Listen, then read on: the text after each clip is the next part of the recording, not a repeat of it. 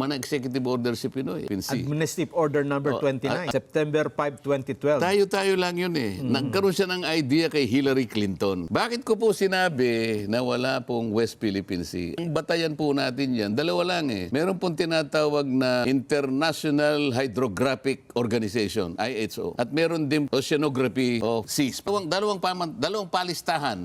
Encyclopedia. Basahin mo pareho yun. Walang West Philippine Sea. Ang nakarehistro lang is South China Sea.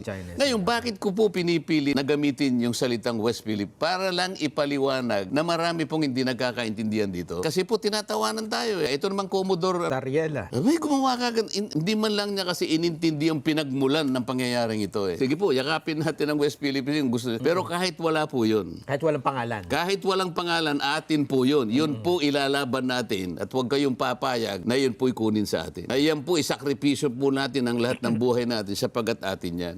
Huwag na po nating pagtalunan. Talagang wala kayong makikitang West Philippine Sea. Sa pangalan. Oh, ito naman kasi nagpalala nito, etong Tariela na ito, Commodore pa naman ng Philippine Coast Guard ba ito? Coast Guard, Ikaw halimbawa, ikaw ang gumawa ng dictionary. Pero Webster, meron pang mga thesaurus. Oxford. Halimbawa, pinilit mong dagdagan yun nang wala kang pakundangan sa mga institusyon na dapat bago ka maglagay ng isang salita doon, ikonekta mo sa kanila, hindi kikilalanin eh. O na halimbawa, dinagdagan mo doon sa letter T, Tariela ka mo. Tapos dilagyan mo ang definition. Tariela refers to, halimbawa, a person who makes hasty conclusion without verifying the facts. Isang taong mabilis gumawa ng desisyon nang hindi mo niya pinag-isip kung ano yung pinagmulan ng pangyayari.